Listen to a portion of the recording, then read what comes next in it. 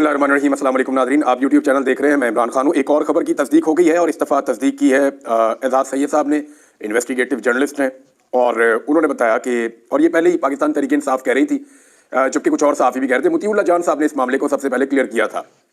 ये जो रेंजर्स के एहलकारों की शहादत हुई थी, शहादत इसलिए कि वो ड्यूटी पे थे। जब भी कोई ऑफिसर या कोई एहलकार ड्यूटी के ऊपर होता है और ड्यूटी पे उसकी जान चली जाए, इवन कोई आदमी अगर पैसे कमाने के लिए, अपने बच्चों के लिए हक हलाल कमाने के लिए घर से बाहर निकला और कहीं पे उसकी शहादत हो जाए या इंतकाल हो जाए, तो उसको शहादत ही कहा जाता है, और ये शहादत है। वो ड्यूटी के ऊपर थे। तो ये जो उनकी शहादत हुई, इसमें उन्होंने बताया कि हाशिम नाम का नौजवान है जो वो गाड़ी चला रहा था, और उसकी गाड़ी के नीचे ये रेंजर्स एहलकार आए हैं जिनकी शहादतें हुई हैं। और इस शख्स का पाकिस्तान तहरीक इंसाफ से किसी किस्म का कोई ताल्लुक नहीं है, बल्कि इसकी फैमिली के बारे में भी सारा कुछ उन्होंने बताया। एजाज सैयद साहब ने उन्होंने कहा कि इनकी फैमिली के लिए बड़ी मुश्किल सूरत हाल है, और ये जो एहलकार शहीद हुए हैं इनका ताल्लुक पाकिस्तान तहरीक इंसाफ से नहीं है। जिन लोगों ने उन्हें शहीद किया और जिस शख्स ने किया उसका भी कोई ताल्लुक नहीं है, और तहरीक इंसाफ का इस सारे मामले से कुछ भी लेना देना नहीं है। तो इसको तो नाज़रीन आप एक मरतबा फिर क्लियर कर दें कि ये बात दोबारा सामने आई है। इमरान खान साहब के हवाले से जो खबरें चल रही हैं, अब वो सारी ठीक नहीं है, लेकिन बहुत सारी चीज़ें ऐसी हो रही हैं इमरान खान के बारे में जो मैंने आपको पिछले वीलॉग में बताई थी। नंबर 1, इमरान खान साहब को जेल में तंग किया जा रहा है, उनके लिए परेशानियां बढ़ाई जा रही हैं, और सर्दी के अंदर उनको परेशान किया जा रहा है जिस तरह किया जा रहा है, वो भी मैंने आपको बताया। दूसरा, इमरान खान साहब को जेल से शिफ्ट करने की तैयारी की गई है। किसी वक्त भी उनको जेल से शिफ्ट किया जाएगा, हो सकता है आज किया जाए, कल किया जाए, लेकिन इमरान खान साहब को यह फैसला हो गया है कि अडियाला जेल से निकालकर कहीं और शिफ्ट किया जाएगा। क्या उन्हें मिलिट्री कोर्ट में ले जाएंगे, फौज अपनी कस्टडी में ले जाएगी, या किसी और जेल में भेजा जाएगा, या कुछ और इंतजाम किया जाएगा, इसके बारे में अभी कुछ नहीं कह सकते। लेकिन कुछ किरदार हैं जो वक्त गुजरने के साथ साथ सामने आ रहे हैं कि उन्होंने सारा खेल कैसे खेला। होना तो ये चाहिए कि अभी तक पाकिस्तान तहरीक इंसाफ को चंद चीजें करनी चाहिए थी। नंबर 1, उन्हें अस्पतालों में जाना चाहिए था, रिकॉर्ड इकट्ठा करना चाहिए था, उन्हें अपने लोगों का पोस्टमार्टम करवाना चाहिए था। ये दोनों चीजें उन्होंने नहीं करवाई। तहरीक इंसाफ को प्रॉपर तरीके से अपना डाटा देना चाहिए था। अभी तक वो मुकम्मल तौर पे कामयाब नहीं हुए। सिर्फ सोशल मीडिया के ऊपर तहरीक इंसाफ के चंद जिम्मेदारान हैं जो एक एक करके इकट्ठा कर रहे हैं डाटा, और वो दे रहे हैं। इसके अंदर देखिए, उनके पास एक पूरी सूबाई हुकूमत है, उसने किसी किस्म की कोई कार्रवाई नहीं की। अली अमीन गंडापुर गए, जाके जख्मियों से मिले, लेकिन अली अमीन गंडापुर साहब का किरदार क्या है, इसके बारे में मैं आपको एक पूरी ऐसी चीज बताने लगा हूं कि ऐनी शायद है जो मखसूस वक्त तक अली अमीन गंडापुर की गाड़ी के साथ रहा। ये शख्स जब डी चौक से फायरिंग हुई तो ये शख्स डी चौक से भागा। इसने मुझे पश्तो में सारे मैसेजेस भेजे, मैंने सारे मैसेजेस को ट्रांसलेट किया है, और इसने कहा कि मैं कुरान पाक पे हलफ देने के लिए भी तैयार हूं कि जो बात मैं कह रहा हूं, ये शख्स काफी डरा हुआ है। इसने कहा कुरान पाक पे हलफ देने के लिए तैयार हूं कि जो कह रहा हूं वो बात 100% दुरुस्त है, जो मैंने देखा वो मैं एज इट इज बयान कर देता हूं। वो कह रहे जी, जब फायरिंग शुरू हुई तो बहुत तेज फायरिंग हो गई थी और सब लोग हवास भागता हो गए थे, लोग भागना शुरू हो गए, हम भी भागना शुरू हो गए, लाइटें बंद थी। भागते हुए जो सीएम की गाड़ियां हमारे करीब आई, सीएम साहब वहां से निकल रहे थे, वहां से भाग रहे थे, तो मैं एक गाड़ी पे लटक गया इनके पीछे। मैंने मुंह के ऊपर वो कपड़ा वगैरह लपेटा हुआ था, और बहुत सारे और लोग हैं जिन्होंने लपेटे हुए थे। सीएम के अपने गार्ड जो है उन्होंने भी कपड़े लपेटे हुए थे कुछ ने। उन्होंने कहा जी मैं वहां से सीएम की गाड़ी के पीछे लटक गया, और गाड़ी बहुत तेज चला रहे थे वो। और थोड़ी देर के बाद एक और गाड़ी देखी जो पहले मुझे नहीं पता था, बाद में पता चला कि ये उमर अयूब साहब की गाड़ी है, और इनकी गाड़ी भी साथ ही सीएम खैबर पख्तूनख्वा की गाड़ी के साथ निकल रही थी। फिर वो पुल जहां पे नीचे अली अमीन गंडापुर साहब ने तकरीर की थी, ये उस पुल पे पहुंचे, और उसको जब क्रॉस किया और वहां पे उस पुल पे पहुंच के अली अमीन गंडापुर ने जहां तकरीर की थी वहां आगे गाड़ियां और भी खड़ी थी। वहां जनाब वो कहते थे गाड़ियां रोकी, और पुल के ऊपर से गाड़ियां आगे लेकर गए, और तेजी से एक ब्रेक मारी तो एक सिक्योरिटी का जो लड़का था जो गंडापुर साहब की सिक्योरिटी में था, गाड़ी उसको भी जाकर लगी, लेकिन वो बच गया। और इसके बाद उसने बताया जी कि लड़के को गाड़ी टच हुई, लेकिन वो लड़का बच गया। अली अमीन उतरकर फौरन दूसरी गाड़ी में गए, जिस गाड़ी में उमर अयूब और बुशरा बीबी मौजूद थे। यानी दूसरी गाड़ी थी, उसमें बुशरा बीबी और उमर अयूब दोनों पहले से मौजूद थे। अली अमीन गंडापुर साहब उतरे और उस गाड़ी के अंदर जाकर बैठ गए। इन्होंने वहां से गाड़ियां भगाई, और गाड़ियां उन्होंने भगाई, और आगे एक जगह पहुंचे तो रास्ता बंद था। यानी पुल के दूसरी कोने पे गए, उस तरफ जाके देखा तो वह रास्ता बंद था, और वो रास्ता खुला हुआ नहीं था। तो बुशरा बीबी उस वक्त गाड़ी से बाहर निकल आई, और उन्होंने कहा कि तुम कहां जा रहे हो, क्यों वापस जा रहे हो, किधर को जा रहे हो, वापस नहीं जाना। तो जो गाड़ी थी उसकी सिक्योरिटी के लिए जो लोग साथ गाड़ी के लटके होते हैं वो ऊपर चढ़े होते हैं, जैसे इमरान खान साहब की गाड़ी के ऊपर भी आपने देखा होगा। तो उनमें से एक बंदा जो है उसने बुशरा बीबी के कंधे पे हाथ रखा, और उसने कहा कि आप गाड़ी के अंदर बैठे। और इसने ये भी बताया कि बुशरा बीबी रो रही थी, और वो रोते हुए पूछ रही थी कि तुम किधर जा रहे हो, क्यों जा रहे हो, और यहाँ से क्यों भाग रहे हो। तो गाड़ी के ऊपर जो बंदा था उसने बुशरा बीबी के कंधे पे हाथ रख के कहा कि बैठ जाओ गाड़ी में, और उन्होंने जबरदस्ती की और उन्हें गाड़ी में बैठा दिया। वो फिर दोबारा गाड़ी से निकली। थोड़ी देर के बाद जब दोबारा गाड़ी से वो निकली और उन्होंने चीखना शुरू किया, तो उसी सिक्योरिटी वाले ने उनके मुंह पर हाथ रख के कहा कि तुम चुप हो जाओ। किसी ने वीडियो बनाने की वहां पे कोशिश की, ये भी उस बंदे ने बताया, तो सिक्योरिटी वालों ने उसे वीडियो बनाने से रोक दिया। और एक जगह फिर दोबारा गाड़ी रुकी, तो तीसरी मरतबा, क्योंकि रास्ते में रुकावटें भी थी, तो तीसरी मरतबा बुशरा बीबी ने निकलकर शोर मचाया, मगर गार्ड ने उन्हें उसी तरह मुंह पर हाथ रख के गाड़ी के अंदर डाल दिया। अली अमीन गंडापुर भी गाड़ी से उतरा, और अली अमीन गंडापुर ने बुशरा बीबी को खुद गाड़ी के अंदर घुसाया, उन्हें गाड़ी के अंदर बिठाया, और यानी तकरीबन जबरदस्ती है, वो जो बता रहा है, मैं उस तरह नहीं बोल रहा, लेकिन उसने गाड़ी के अंदर बिठाया। اور وہ یہ کہہ رہا ہے کہ میں وہاں سے پھر سامنے کچھ پنجابی لوگ جا رہے تھے پنجاب سے آئے ہوئے, کہتا ہے میں نے وہاں جا کے شور مچایا کہ علی امین گنڈا پور زبردستی بشرا بی بی کو لے کر جا رہے ہیں اور یہ زبردستی لے جایا جا رہا ہے, وہ نہیں جانا چاہ رہی, اور میں قرآن پر بھی اس کا لفظ دینے کے لیے تیار ہوں. وہ بار بار کہہ رہی تھی کہ تم لوگ کیوں بھاگ رہے ہو, تم لوگ کیوں بھاگ رہے ہو, تم لوگ یہاں پہ رکو, لیکن اس کے بعد یہ لوگ وہاں سے نکل گئے. اب علی امین گنڈا پور صاحب نے یہ خواہش کا اظہار بھی کیا اس دن پولیٹیکل کمیٹی کی میٹنگ میں کہ بشرا بی بی یہ اسٹیٹمنٹ دے دیں کہ بشرا بی بی جو ہے ان کو زبردستی میں نہیں لے کر آیا, لیکن بشرا بی بی نے وہ اسٹیٹمنٹ دینے سے انکار کر دیا. اور پولیٹیکل کمیٹی کی میٹنگ میں بشرا بی بی نے یہ کہا کہ میں نے جو بات کرنی ہوگی وہ میں عمران خان کے سامنے کہوں گی, کیونکہ بشرا بی بی کے لیے اب سچویشن یہ ہے کہ انہیں گرفتار کروایا جا سکتا ہے اور یہ عین ممکن ہے کہ انہیں آنے والے دنوں میں گرفتار کروا دیا جائے, کیونکہ بشرا بی بی گرفتار ہوں گی تو معاملہ جو ہے وہ ٹلے گا. ان کے پاس جو ہے وہ پوری کہانی ہے. اگر وہ عمران خان صاحب سے ملی اور جا کے انہوں نے ساری سچائی عمران خان صاحب کو بتائی کہ کس نے کیا کیا اور کس کا کیا کردار تھا اور کارکنوں کے ساتھ کیسے دھوکا ہوا, تو یہ ساری چیزیں کھل جائیں گی. اب اس میں جو ہے وہ بشرا بی بی صاحب کو کبھی ڈرایا جاتا ہے انہیں نیب کے کیسز سے کہ آپ کے اوپر نیب کا کیس چڑھ جائے گا اور نیب آ رہی ہے آپ کو گرفتار کرنے کے لیے. یہ خبریں بھی آ رہی ہیں, ابھی نیب نے تردید کر دی تھی, ہم خیبر پختونخوا جو ہے وہ وزیر اعلیٰ ہاؤس میں نہیں گئے, لیکن پہلے یہ رپورٹ ہوا تھا کہ وہ وہاں پہ آئے, انہوں نے آ کے بشرا بی بی کا پوچھا, لیکن اب یہ رپورٹ ہو رہا ہے کہ وہ کہہ رہے ہیں ہم وہاں پہ نہیں گئے. دوسرا یہ ہے کہ کیا بشرا بی بی کا رابطہ ہو رہا ہے نارملی لوگوں کے ساتھ, تو بہت سارے لوگوں سے میں نے پوچھا تو انہوں نے کہا جی ہمارا پہلے اگر رابطہ تھا بھی تو اب ان سے کوئی رابطہ نہیں ہے. ان کی بہن نے بھی اس طرح کا اسٹیٹمنٹ تھوڑی دیر پہلے دیا تھا کہ بشرا بی بی سے ہمارا کوئی رابطہ نہیں ہے. تو اب یہ معاملہ وہ ہے اور اتنا ہی ہے جتنا مجھے ایز اٹ از ایک بندے نے بتایا, اور اس بندے کا کوئی تعلق اس حوالے سے نہیں ہے کہ اس کا کوئی فائدہ یا نقصان ہو اس میں. یعنی اس نے جو دیکھا اس نے حلف لیا اور اس نے کہا جی میں آپ کو ایگزیکٹلی وہی بتاؤں گا جو میں نے دیکھا, نہ اس سے زیادہ کچھ نہ اس سے کم کچھ. گاڑی میں کیا بات ہو رہی تھی مجھے نہیں پتا, اگر اندر کوئی بات کسی اور طرح ہو رہی تھی میں نہیں جانتا, لیکن بشرا بی بی نے 3 مرتبہ شور اس بات پہ مچایا کہ بھاگ کیوں رہے ہو, جا کیوں رہے ہو, کدھر جا رہے ہو, واپس چلو اور مجھے اتارو گاڑی سے. تو ان کو پھر وہ زبردستی لے کر گئے, لیکن عمر ایوب نے اس کے اوپر پروٹیسٹ کیا کہ یہ سلوک جو ہے بشرا بی بی کے ساتھ یہ مناسب نہیں ہے. بہرحال اب دیکھیں یہ عمر ایوب علی امین گنڈا پور وہ اس رات پھر اکٹھے ہی تھے, پھر اگلے دن انہوں نے ایک ساتھ ایک پریس کانفرنس بھی کی ہے, لیکن جو مجھے ایز اٹ از بتایا اس بندے نے جو اینی شاہد تھا میں نے وہ آپ کو بتا دیا ہے. اور جب میں نے پولیٹیکل کمیٹی کے اندر سے کچھ سورسز سے انفارمیشن لی تو انہوں نے کہا کہ علی امین گنڈا پور صاحب یہ ثابت کرنا چاہتے ہیں, ان کو اس بات کی بڑی پریشانی ہے کہ کسی طرح یہ میں ثابت کر دوں کہ بشرا بی بی کو اس رات میں زبردستی نہیں لے کر گیا تھا, اس کے لیے وہ بشرا بی بی کی گواہی دلوانے کی کوشش بھی کر رہے تھے, لیکن بشرا بی بی نے وہاں پہ ایسی گواہی نہیں تھی.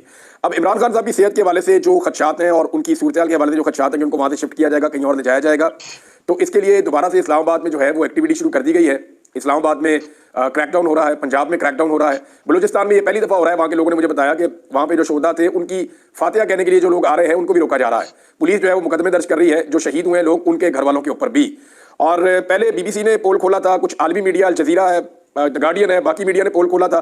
اب جو ہے وہ انڈیپینڈنٹ اردو کی اینی شرازی ہیں, انہوں نے بھی سارے ڈی چوک کا پول کھول دیا ہے. کم سے کم 10 شہدا کا انہوں نے کنفرم کیا کہ وہ ڈی چوک میں شہید کیے گئے, اور انہوں نے بتایا کہ 110 افراد ایسے ہیں جو زخمی ہوئے جن کو گولیاں لگیں اور انہیں اسپتالوں میں پہنچایا گیا. اسپتالوں میں ایمرجنسی کی صورتحال تھی اور اسپتالوں میں کرفیو لگا ہوا تھا. اسپتال جو ہے وہ پوری طرح سے فالو نہیں کر سکے پروسیجر کو جیسے وہ کرتے ہیں. اب اسلام آباد میں ایک اور چیز ہوئی ہے ناظرین, وہ مجھے آپ کے ساتھ شیئر کرنی ہے اور یہ بہت امپورٹنٹ ہے. اسلام آباد میں صحافیوں کی ایک بیٹھک ہوئی ہے, اور یہ وہ صحافی اکٹھے ہوئے ہیں جو اس رات وہاں پہ موجود تھے ڈی چوک میں, جنہوں نے یہ گولی چلتی ہوئی دیکھی ہے, جنہوں نے زخمیوں کو اٹھا کے اسپتال لے جاتے ہوئے دیکھا ہے, جنہوں نے لاشیں وہاں پہ دیکھی ہیں. اب اس میں جو ہے ان تمام صحافیوں نے اپنے اپنے نوٹس اکٹھے کیے. اب یہاں پہ تقریباً درجنوں کے قریب صحافی موجود تھے, ان میں زیادہ تر وہ ہیں جو سوشل میڈیا کے اوپر جرنلزم کرتے ہیں. تو یہ جو درجنوں صحافی وہاں پہ موجود تھے, انہوں نے اپنے اپنے نوٹس شیئر کیے کہ میں فلاں جگہ پہ تھا میں نے یہ دیکھا, دوسرے نے کہا جی میں فلاں جگہ پہ تھا میں نے یہ دیکھا, تیسرے نے بتایا جی میں فلاں جگہ پہ تھا, خاتون صحافی انہوں نے کہا جی میں اس جگہ پہ تھی میں نے یہ دیکھا. تو انہوں نے لاشیں اپنی طرف سے کاؤنٹ کی کہ جی میں نے اس طرح کے کپڑوں میں اس طرح کا ایک بندہ اس علاقے کا وہ لگتا تھا, اس کو میں نے دیکھا اس کی ڈیڈ باڈی تھی, کسی نے بتایا میں نے 2 ڈیڈ باڈیز دیکھی, کسی نے کہا میں نے 3 ڈیڈ باڈیز دیکھی. اور جب انہوں نے اپنے نوٹس شیئر کیے, اب کئی دفعہ ایسا ہوتا ہے کہ ایک ہی صحافی نے 2-3 صحافیوں نے ایک ہی ڈیڈ باڈی دیکھی ہوتی ہے, تو انہوں نے وہ کنفرم کیا کہ چوٹ کس جگہ پہ, یعنی جو ان کا کرائٹیریا تھا وہ یہ تھا کہ گولی کس جگہ پہ لگی تھی, اس نے کپڑے کس رنگ کے پہنے تھے, اس کے ساتھ کس طرح کے لوگ تھے, اس کی ڈیتھ ہو چکی تھی یا وہ مرنے کے قریب تھا, اور یعنی جتنی ساری چیزیں اکٹھی کی اور کس جگہ پہ آپ نے یہ دیکھا.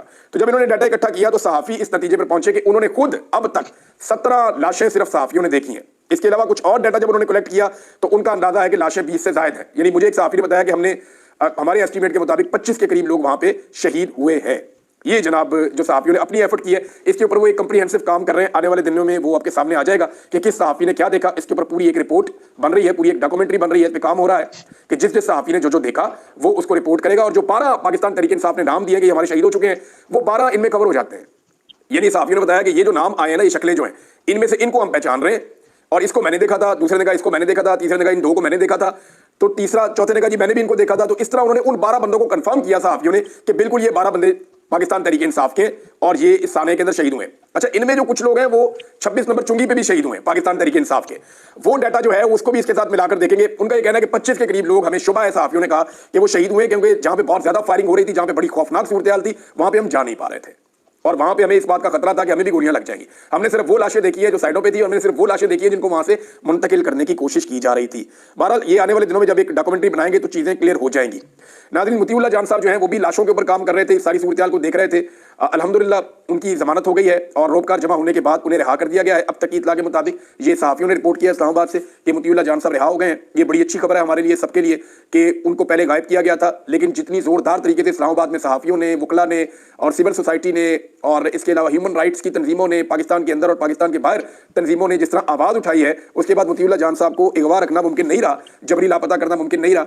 वो फिर उसके बाद बाजियाब हो गए, लेकिन वो पुलिस के पास मिले। अब वहां से भी उनकी बेल हो गई है और मतीउल्लाह जान साहब जो है वो अपने घर पहुंच जाएंगे और उसके बाद वो अपना रूटीन का काम शुरू करेंगे। ये तो है जी मतीउल्लाह जान साहब का। शाकिर इवान साहब का देखें, हम सबको ना सिस्टम की ये गलतफहमी दूर करनी चाहिए कि अगर हमारे में कोई सहाफ़ी गरीब है, हमारे में कोई सहाफ़ी जो है उसके ज़्यादा बड़े लोगों से ताल्लुकात नहीं है, उसके सियासतदानों से ताल्लुकात नहीं है, उसके जनाब ब्यूरोक्रेसी में वकला से, बहुत बड़े बड़े लोगों से, NGO से उसके ताल्लुकात नहीं है, पाकिस्तान के बाहर जो लोग हैं उनके साथ उसके ताल्लुकात नहीं है, इस्लामाबाद के बड़े सहाफ़ियों से उनके ताल्लुकात नहीं है, तो फिर उस आदमी को एजेंसियां नहीं छोड़ेंगी या उसको अपने पास रखेंगी। ये गलतफहमी हमें दूर करनी चाहिए।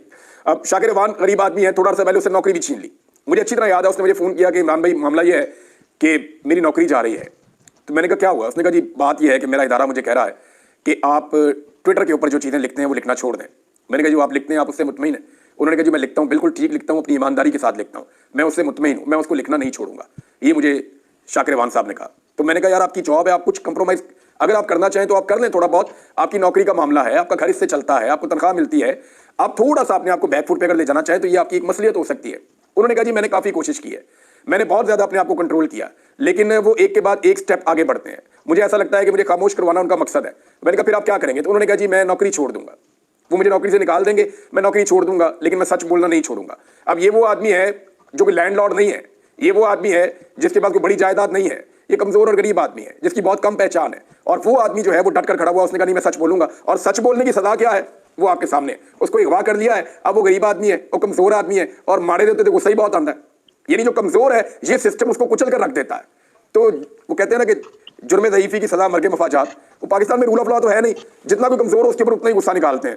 तो ये सूरत हाल मैं देख रहा हूँ कि जो शाकिर इवान साहब के साथ हो रहा है, मेरे ख्याल में हमें ये गलतफहमी दूर करनी चाहिए सिस्टम की कि अगर कोई जर्नलिस्ट है और वो आवाज़ उठा रहा है तो हम सबको उसके लिए भरपूर आवाज़ उठानी चाहिए, उसी तरह उठानी चाहिए जैसे हम अपने लिए सोचेंगे कि अगर हमारे साथ कुछ हो तो हम आवाज़ उठाएं या हमें हमारे लिए लोग आवाज़ उठाएं, तो ऐसे ही हम सबको मिलकर शाकिर इवान साहब के लिए आवाज़ उठानी चाहिए। जनाब यास्मीन राशिद साहिबा से मेरी आज बात हुई सुबह, और मैंने अपनी ज़िंदगी में पहली मरतबा उन्हें इतना रंजीदा देखा। यानी उनकी आवाज़ रूहानसी थी, मुझे ऐसा लगा जैसे वो रो रही है। हालांकि मैंने कभी ज़िंदगी में ये सोचा भी नहीं था कि यास्मीन राशिद जैसा पहाड़, जितनी मजबूत वो खातून है, उनकी आंखों में कभी आंसू आ पाएंगे, मैंने कभी सोचा भी नहीं था। तो मैंने उनसे कहा मैडम क्या हुआ आपको? तो उन्होंने कहा बेटा बात यह है कि मैं बेबस हूँ, मैं बेबस हूँ कि मेरे बच्चे मार दिए और मैं कुछ नहीं कर सकती। यानी आज भी वो अपने लिए नहीं रो रही, वो कैंसर की पेशेंट है और कैंसर से लड़ रही हैं और कैद काट रही हैं बहादुरी के साथ, और जो उनका मध्य मुकाबला है जिसको जाली फार्म 47 पे जितवाया गया था वो दौड़ गया, बार बार दौड़ जाता है, बहाने बना के दौड़ जाता है, और ये कैंसर से भी लड़ रही हैं और उस आदमी से भी लड़ रही हैं और जीती भी हुई है। अब मामला ये है कि यास्मीन राशिद साहिबा ने कहा कि मैं अपने बच्चों के लिए कुछ कर नहीं पा रही, मेरे दिल में बड़ी तकलीफ है इस बात की कि मेरे बच्चों का कत्लेआम किया गया है और मैं इसे कभी नहीं भूल पाऊंगी। मैं जितना बेबस अब महसूस कर रही हूं मैंने जिंदगी में कभी महसूस नहीं किया। मुझे अपनी इस कैद से सबसे ज्यादा नफरत अब हो रही है, वो इसलिए कि मैं बाहर अपने बच्चों के लिए उनको इंसाफ दिलाने के लिए कुछ नहीं कर पाऊंगी या कुछ नहीं कर पा रही हूं। तो मुझे उन्होंने कहा कि बेटा मेरी आप लोगों से गुजारिश है, आप बाकी मीडिया वालों को भी कहो और जितने लोग सुन रहे हैं उन सबसे कहो कि ये जो खून है ना बच्चों का, इसके ऊपर पर्दा ना पड़ने देना, इसके ऊपर बात करना, इसको रजिस्टर्ड करो, इसको हर जगह पर लेकर जाओ, इन्हें इंसाफ दिलाना अब हमारी जिम्मेदारी है, इन कत्लों के ऊपर पर्दा मत पड़ने देना। ये यास्मीन राशिद साहिबा के अल्फाज थे। मैं अभी उनसे बात कर रहा था तो उनका फोन कट गया, मुझे उनसे और बात करनी थी लेकिन मैं नहीं कर पाया। जुल्म खलीलदाद का एक ट्वीट आया, वो अगले व्लॉग में मैं आपको बताऊंगा, लेकिन तहरीक इंसाफ को फौरी तौर पर इमरान खान साहब से मुलाकात का बंदोबस्त करना चाहिए। उन्होंने बहुत कोशिश की है, अदालत से अहकाम लेकर दोबारा गए लेकिन मुलाकात नहीं करवाई गई। इमरान खान साहब की सेहत के हवाले से खदशात हैं, मैंने जैसे कि आपको बताया, और उनको तंग किया जा रहा है, उनको अजियत दी जा रही है और उनको कहीं भिजवाने की भी कोशिश की जा रही है। ऐसा कोई फैसला हुआ है कि इमरान खान साहब को अब अडियाला से शिफ्ट किया जाएगा। कहाँ शिफ्ट किया जाएगा ये आपको पता चल जाएगा, लेकिन सिचुएशन इंतहाई वर्स है। ये निज़ाम हर लेवल को क्रॉस करता चला जा रहा है और जो जो चीज़ें आ रही हैं हम आपको एज इट इज़ रिपोर्ट कर रहे हैं। नाज़रीन, یعنی یہ جو اس وقت کھلواڑ ہو رہا ہے پاکستان میں رول آف لاء کے ساتھ، انصاف کے ساتھ، قانون کے ساتھ، اور جس طرح لاشیں چھپانے کا اور زخم چھپانے کا ایک پورا بندوبست ہو رہا ہے، یہ پاکستان کے کسی صورت بھی مفاد میں نہیں ہے۔